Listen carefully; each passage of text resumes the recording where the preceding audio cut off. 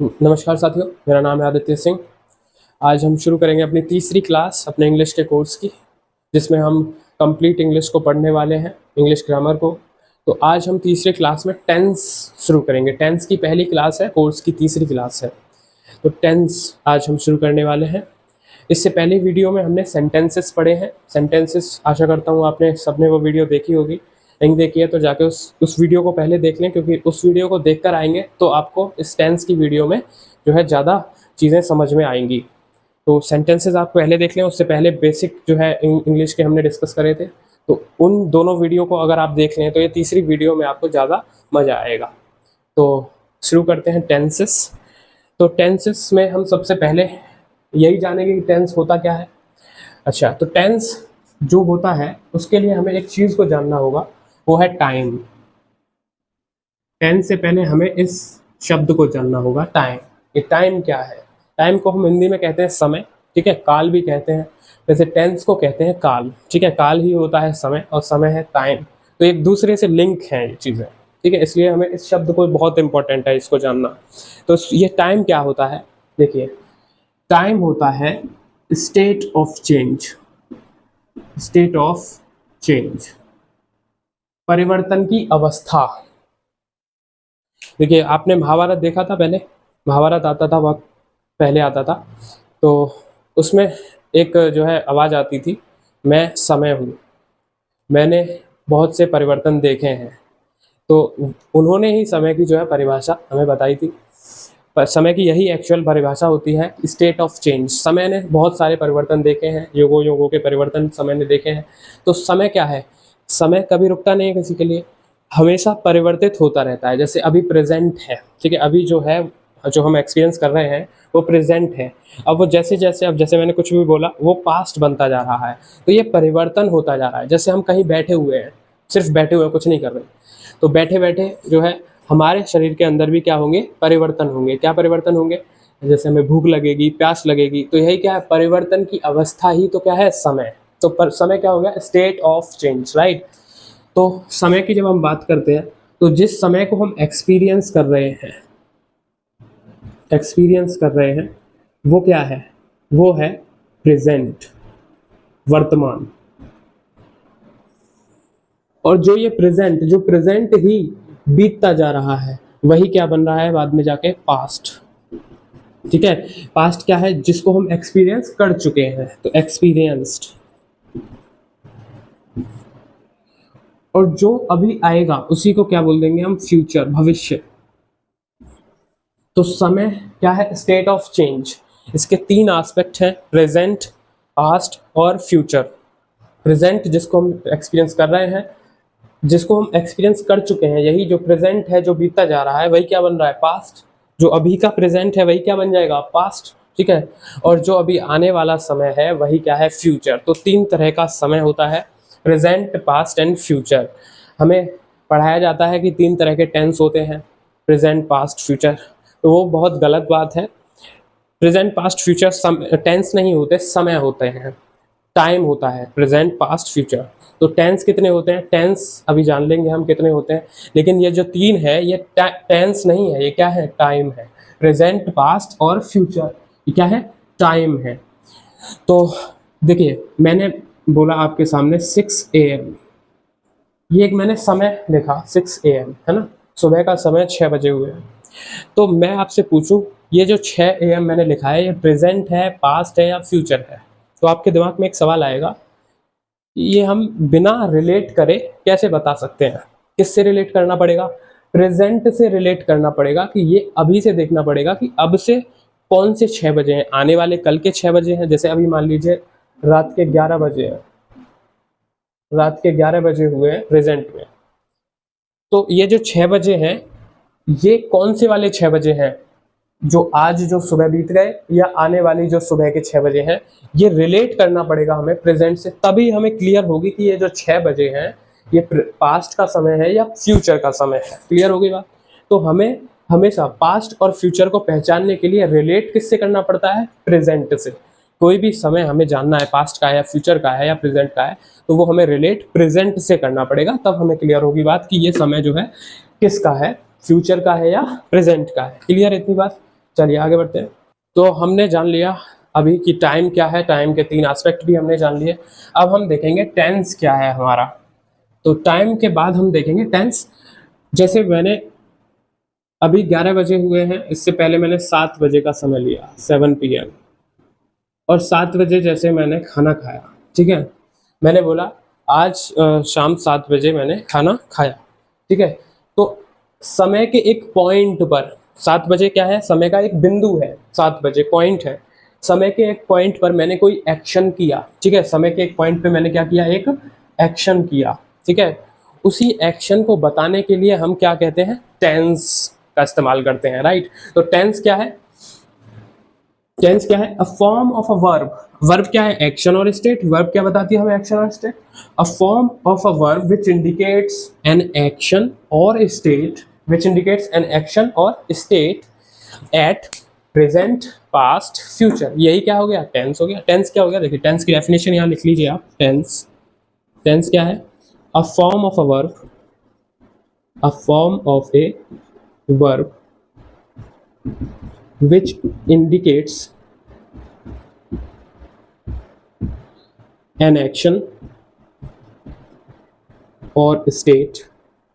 देखिए एक्शन, कोई काम हुआ होगा तो एक्शन, स्टेट कोई अवस्था होगी, है ना, कोई जैसे बेहोश है या कोई सो रहा है तो एक्शन नहीं हो रहा है, लेकिन उसकी अवस्था बताने का काम कर रहे हैं, तो एक्शन और स्टेट।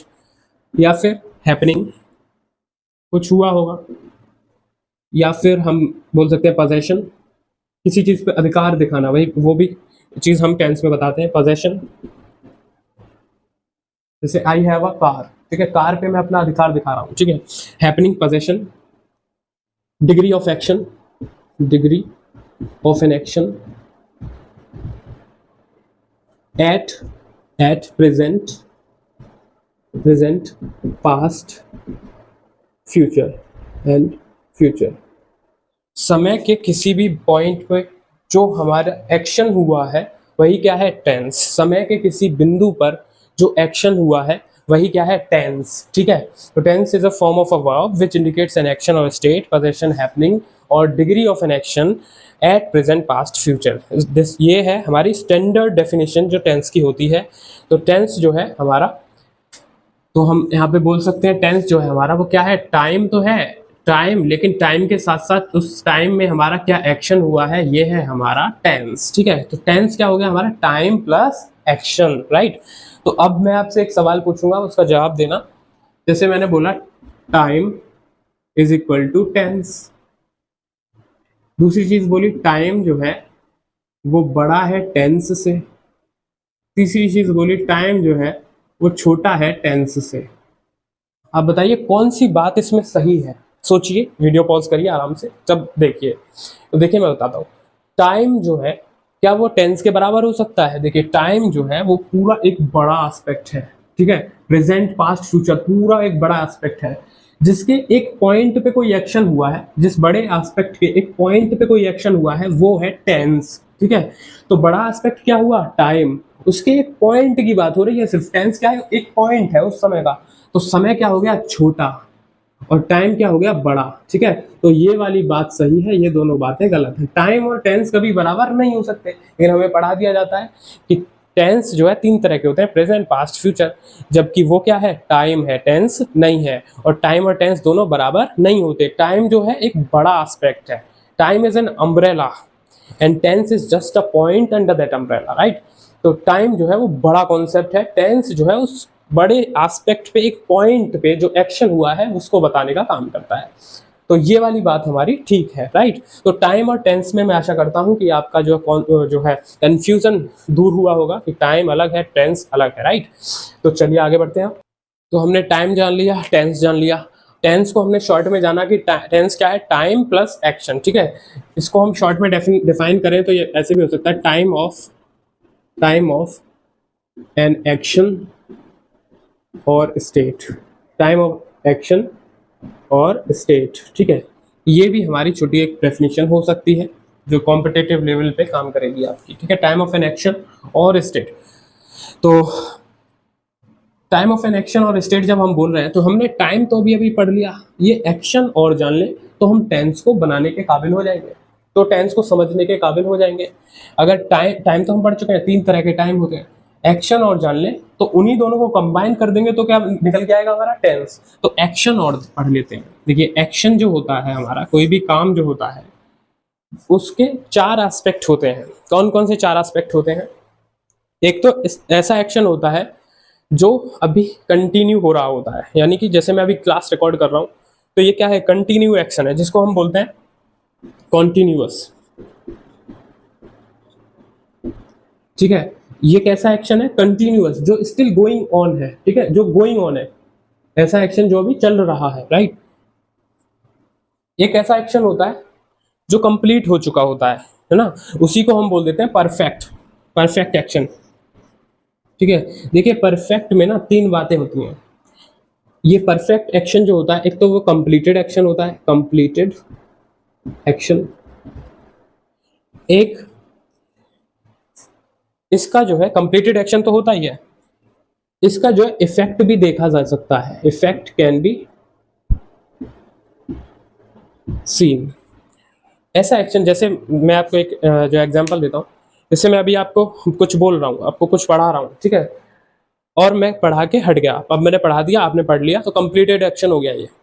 तो अब जब जैसे ही आपने क्लास पूरी पढ़ ली, तो इसका इफेक्ट भी तो आपके ऊपर देखा जा सकता है। अब आप बता देंगे आराम से कि टाइम क्या है और टेंस क्या है, ठीक है, तो इसका प्रभाव भी देखा जा सकता है, ऐसा एक्शन जिसका इफेक्ट भी देखा जा सकता है।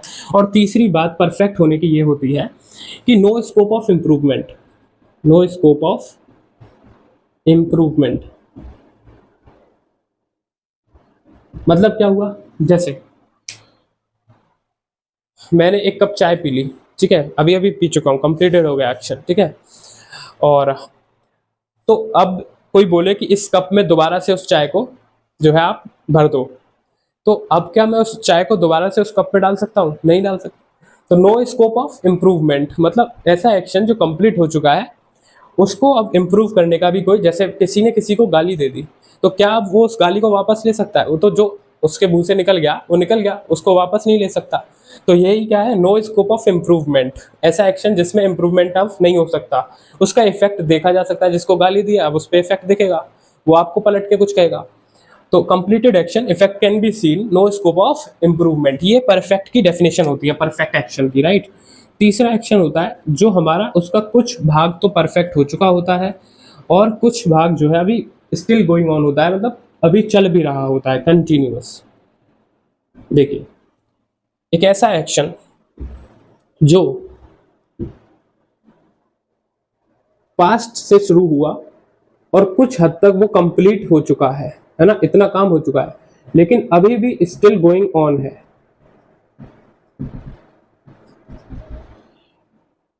कुछ तो कुछ पार्ट जो ऐसा एक्शन जिसका कुछ पार्ट कंप्लीट हो चुका है, ठीक है, a part of an action is completed and rest is still going on is perfect continuous tense. ठीक है, तो कुछ भाग जो है हो चुका है, और जैसे मैं अभी क्लास रिकॉर्ड कर रहा हूँ, तो मैं कुछ क्लास रिकॉर्ड कर भी चुका हूँ और अभी कर भी रहा हूँ, तो ये क्या है, परफेक्ट कंटिन्यूअस। कुछ हिस्सा कर चुका हूँ, कुछ अभी कर रहा हूँ, ठीक है, तो यही क्या है, परफेक्ट कंटिन्यूअस। लेकिन एक लास्ट ऐसा भी एक्शन होता है जिसका हमें डेफिनेट नहीं पता होता कि वो अभी चल रहा है या हो चुका है या क्या है। जैसे मैंने बोला सूरज ईस्ट से उगता है, तो ये कैसा एक्शन है, रोज उगता है, अभी उग रहा है या नहीं ये नहीं पता, जिसका डेफिनेट हमें पता नहीं है कि अभी वो हो रहा है या हो चुका है। वो होता है, यानी जो हमें हैबिट बताने का काम करे या डेली रूटीन, डेली एक्शन बताने का काम करे या कोई यूनिवर्सल ट्रुथ बताने का काम करे, उसको हम बोलते हैं इनडेफिनिट एक्शन।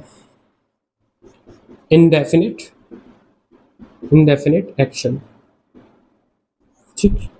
तो ये 4 तरह के एक्शन होते हैं, continuous, perfect, perfect continuous, indefinite, right. और टाइम कितने तरह के होते हैं? 3 तरह के टाइम होते हैं, प्रेजेंट, पास्ट, फ्यूचर। अब इन्हीं दोनों को जब जोड़ देते हैं तभी हमारा क्या बन जाता है, टेंस। तो अभी मैं यहाँ पे टेंस लिख दे रहा हूँ कि टेंस हमारे कितने बन जाएंगे। देखिए कंटिन्यूअस को और प्रेजेंट को जोड़ेंगे तो प्रेजेंट कंटिन्यूअस एक टेंस बन जाएगा, present perfect, present perfect continuous, present indefinite, ये 4 टेंस बन गए। फिर पास्ट के साथ जोड़ेंगे, past continuous, past perfect continuous, past indefinite, ये भी 4 हो गए, 4 और 4 8 टेंस हो गए। फिर फ्यूचर के जोड़े जाएंगे, future continuous, future perfect continuous and future indefinite, ये 4, तो 4 4 4 12 टेंस होते हैं। तो तीन तीन टेंस नहीं होते, 12 टेंस होते हैं। टाइम और एक्शन को जब जोड़ा जाता है तब टेंस बन के आते हैं। ये देखिए, यहाँ देखिए, ये देखिए, टाइम से जब हमने एक्शन को जोड़ा तो प्रेजेंट से इंडेफिनिट को जोड़ा तो प्रेजेंट इंडेफिनिट, प्रेजेंट से कंटिन्यूस को जोड़ा तो प्रेजेंट कंटिन्यूस, प्रेजेंट से परफेक्ट कंटिन्यूस को जोड़ा तो प्रेजेंट परफेक्ट कंटिन्यूस, प्रेजेंट से परफेक्ट को जोड़ा तो प्रेजेंट परफेक्ट। ये 4 प्रेजेंट के बन गए।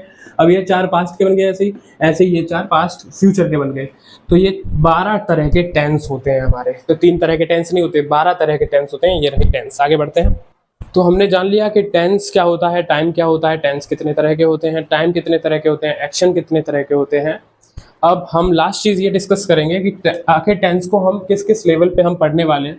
तो देखिए, टेंस को हम 3 लेवल पे पढ़ने वाले हैं। पहली लेवल होगी बेसिक लेवल, बेसिक लेवल, जिसमें हम आपको सिखाएंगे कि हेल्पिंग वर्ब किस टेंस में क्या आती है और मेन वर्ब कौन सी यूज होगी, कि कौन से टेंस में कौन क्या हेल्पिंग वर्ब होगी, क्या मेन वर्ब होगी। ये चीज़ आपको बेसिक लेवल आपको हेल्प करेगी।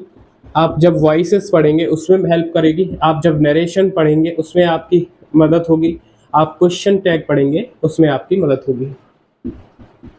ठीक है, और टेंस में तो ऑब्वियसली होगी। सेकंड जो लेवल है हमारा वो है comparative analysis. Comparative analysis, comparative analysis में आप पढ़ेंगे कि कोई टेंस ना ऐसे होते हैं जो आपको दिखने में कुछ लगेंगे और होते एक्चुअली में कुछ हैं। जैसे मैं आपको एक एग्जांपल देता हूं, राज कल दिल्ली जा चुका है। राज कल दिल्ली जा चुका है। अब राज कल दिल्ली जा चुका है तो ये तो बात अपने आप में पास्ट की हो गई, है ना। तो ये अपने आप में पास्ट की बात बता रहा है, लेकिन चुका है से आपको प्रेजेंट भी दिख रहा है ये। तो एक्चुअल में ये टेंस है किसका, तो इसी को हम कंपैरेटिव एनालिसिस में पढ़ते हैं। इसी कंफ्यूजन को हम कंपैरेटिव एनालिसिस में दूर करते हैं। तो ये दूसरा लेवल होगा हमारा, जिसमें हम कंपेयर करेंगे दो कंफ्यूजिंग टेंसेस को। ठीक है, जैसे इसमें कंफ्यूजन किसका है, प्रेजेंट परफेक्ट और पास्ट का इसमें कंफ्यूजन है। तो इसमें हम इस कंफ्यूजन को दूर करेंगे कंपैरेटिव एनालिसिस में। तीसरा लेवल होता है हमारा compounding of sentences. Compounding of sentences, compounding of sentences, compound sentence हमने पढ़े हुए हैं। इधर एक सेंटेंस होता है और फिर इधर एक सेंटेंस होता है। मैं अभी टेंस लिख रहा हूँ और दोनों सेंटेंस जो है एक कंजंक्शन से जुड़े हुए होते हैं। तो इधर जो सेंटेंस है उसका भी एक अपना टेंस होगा, इधर जो सेंटेंस है उसका भी अपना एक टेंस होगा। तो दोनों ही टेंस एक दूसरे से जब ऐसे जुड़ते हैं कंजंक्शन से, तो एक दूसरे के बिहेवियर को चेंज करते हैं, यानी एक दूसरे पर कुछ प्रभाव डालते हैं। तो उसी प्रभाव को हम पढ़ेंगे, क्या इफेक्ट होता है एक दूसरे पर उनका। ठीक है, तो ये तीसरा लेवल होगा जिसमें हम कंडीशनल्स पढ़ेंगे, राइट। कंडीशनल टेंस पढ़ेंगे, मॉडल ऑक्सिलरी भी हम जो है इसमें इससे मदद मिलेगी, मॉडल ऑक्सिलरीज में भी और कंडीशनल्स में भी। तो ये हमारे 3 लेवल हैं टेंस को पढ़ने के। बेसिक लेवल में हम ये चीज़ें पढ़ेंगे, कंपैरेटिव एनालिसिस पढ़ेंगे, फिर कंपाउंडिंग ऑफ सेंटेंसेस पढ़ेंगे। ये तीसरा लेवल होता है टेंस का। तो इन 3 लेवल पे हम टेंसेस को पढ़ेंगे। तो आशा करता हूँ आपको आज कुछ अलग सी चीज़ें जानने को मिली होंगी। अगर आपने पहले से बिल्कुल भी टेंस नहीं पढ़ा है तो आप बिल्कुल निश्चिंत रहिए, बहुत अच्छी तरह से आपको बड़े बेसिक लेवल से उठाया जाएगा और एडवांस लेवल तक पहुंचाया जाएगा। और अगर आपने टेंस पहले पढ़ चुका है तो मैं ये आपको गारंटी दे रहा हूँ कि आपके उस इन्फॉर्मेशन में, आपकी उस नॉलेज में कुछ एनरिचमेंट ज़रूर होगा, कुछ एक्स्ट्रा नॉलेज आपको ज़रूर मिलेगी। आप इन क्लासेस को करते रहिए, अपना सपोर्ट ऐसे ही दिखाते रहिए। बहुत बहुत धन्यवाद, नमस्कार।